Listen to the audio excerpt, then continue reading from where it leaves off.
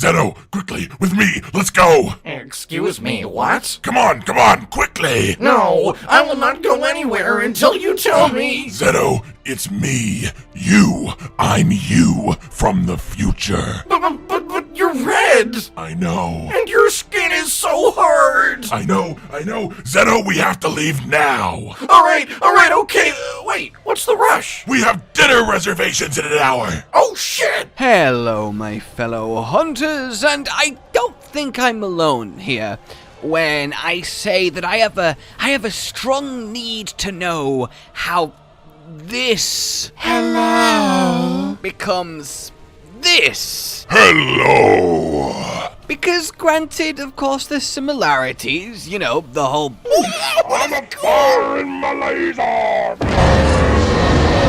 thing, and they are undoubtedly physically akin, and, well, of course, we know, confirmed, Safi is adult Zeno, but it's a drastic transformation. It is quite the change. In fact, it's to the point where if Safi was introduced looking exactly like Safi is, with no mention of Zeno, and you take away the blue energy attacks, I don't think anyone would be like, that's definitely adult Zeno. I just don't see that being called. So really, how does this happen? Well, fortunately, recently there was the Monster Hunter Festival where we got some lovely, juicy lore and ecology that I want to discuss and share. So, Xeno'jiiva to Safi'jiiva. When Zeno comes out of its cocoon, it has a heat organ. That's its chest that gets absolutely red hot while you fight him. This, apparently in the baby, is very underdeveloped, so it wants to stay in one little area for as long as it can, and it just has to absorb energy from the environment. It can't produce it itself, and as it does this, it goes through molts, which we saw with Safi, the skin everywhere. It develops and changes and develops and changes and develops and changes. Still not sure how it ends up smaller as Safi as it is as Zeno, because like when you molt your skin, when you shed, it's because you've got bigger and your skin needs to go to allow you to keep growing. That's how the reptile do, and you know, obviously this is a big energy dragon, so the rules aren't necessarily equivalent, but it still is a bit little weird.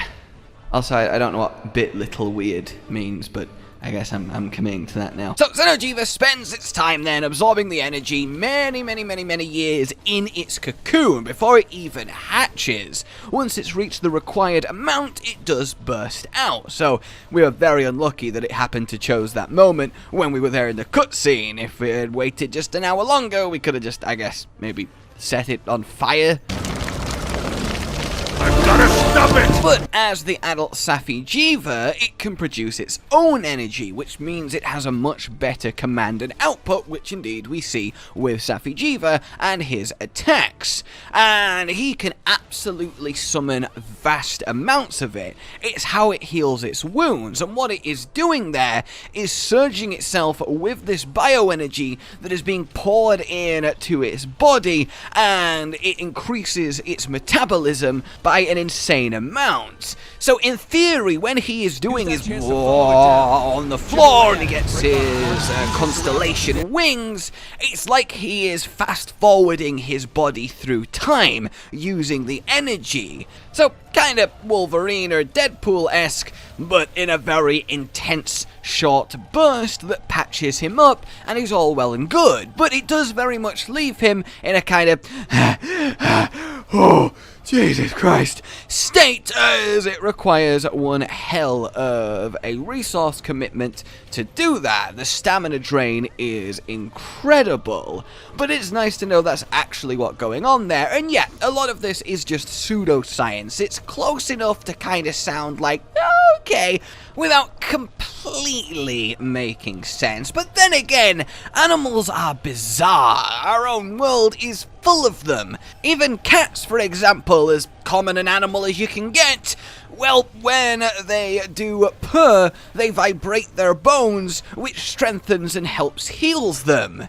you have creatures like some sharks whose skin kills viral strains. You have the sea cucumber that can regrow internal organs. What is that? What the fuck is that? In fact, in order to escape some predators, it jettisons internal organs out as bait and then just, brews up a new one. So, yeah, sure, I could believe that Mr. Safi is using this mythical dragon energy to rapidly increase the speed of his body's natural healing in a short, explosive burst of mending. That's very, very fun to see and, well, to imagine. So, it takes Xeno a long time to come out from his cocoon. He can be in there for tens of years. And that's quite a big deal, because it means you just have this, well, source of energy draining for so long, just constantly happening.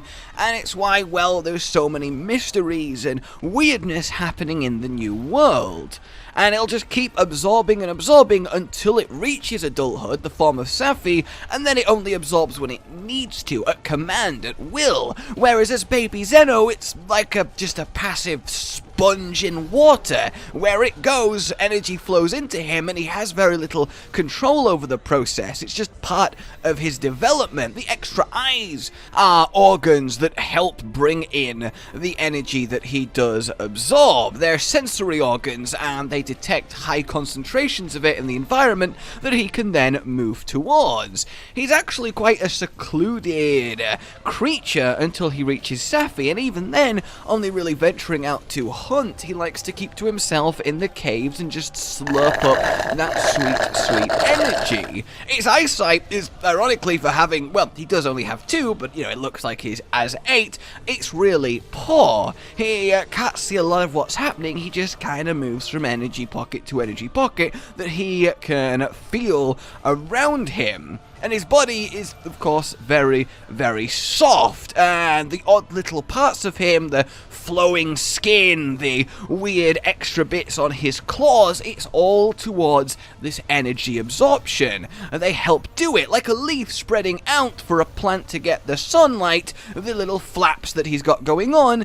Energy panels, I guess we'll call them energy panels. We'll call them energy panels, and that's why when he's an adult, and again doesn't need to just do that constantly, they drop away for a more streamlined, efficient, and deadly form. That's why when you actually break parts on Safi'jiiva, you can see little echoes, little remnants of how he used to be. There is little grooves where his eyes once were, and I think that's a really, really nice little touch. It helps bridge that gap, which previously I've been like, I don't see it. I don't see how that's adult Xeno really, outside of it fires energy stuff, but you can make any monster fire energy stuff. So I really love that attention to detail, and honestly, I shouldn't expect anything less. Every monster has it. Capcom really goes out their way to make these magical dragons as grounded and believable as possible within some kind of natural order, and that's one of the reasons I'm so very in love with these games. So, the Xeno'jiiva that we killed in the original world story is very much dead. It wasn't revived and turned into Safi. No, it is dead and gone into the abyss.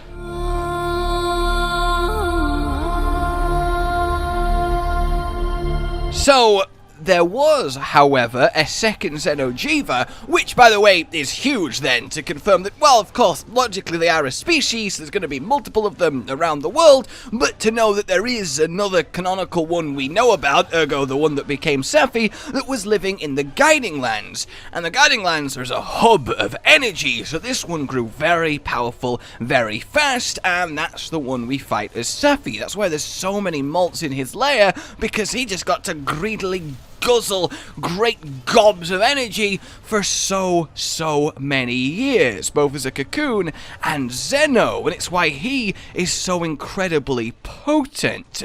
So, when we have then back to normal Xeno, the heat organ in his chest that I mentioned, that's how he reaches his critical flaming state, where he quite literally bursts on fire and it very much flows over him. He has very little control over it. it kind of just does what it does, and if it absorbs too much energy, it goes critical, and that happens to him. That's where the blue flames come out. That's where he enters that deadly form and increases his strength, and generally in this phase, he is a danger to the environment, to everything around him, to every living thing. He is a chaotic, unstable, living energy bomb at that point that you really just don't want to mess with. And I love that too. He is just this engine of potential, and if you, well, poke him just the wrong way, you're gonna be in a world of energy explosive hurt.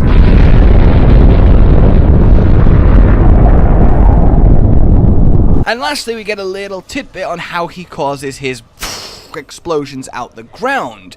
So when he releases his own energy, it flows down into the ground and it reacts with the natural energy there that he's been absorbing, makes it go unstable, and, well, comes up in the various forms that he does it in. That's why the ring slow explosion attack works, because each ring of explosions causes the next set of energy to unstable and explode, and so on and so forth. It gives it a natural reason for the almost game-like pacing of that attack, which I really, really adore. So, there you go, guys. That is a little bit of extra something on Xeno'jiiva, on Safi'jiiva, on how one becomes the other, and how he operates. It's always really exciting to get some new ecology on a creature, and especially so when it's in a creature that's so ridiculous and mysterious, and, let's be honest, downright crazy.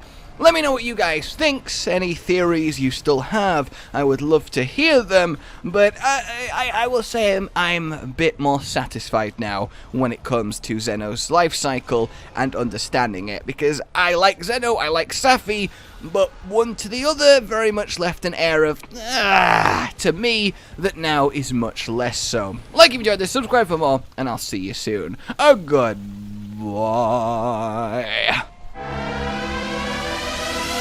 Rage Gaming with the video float. But that's all that's really relevant at the mo, but I'm still gonna leave this up so you patrons know that I love you, even though the outro's no longer that kind of relevant. But the new one's being worked on, and it's gonna be a truly badass song, and don't worry, I won't be doing any rapping on it. I'm gonna go now. This was shit.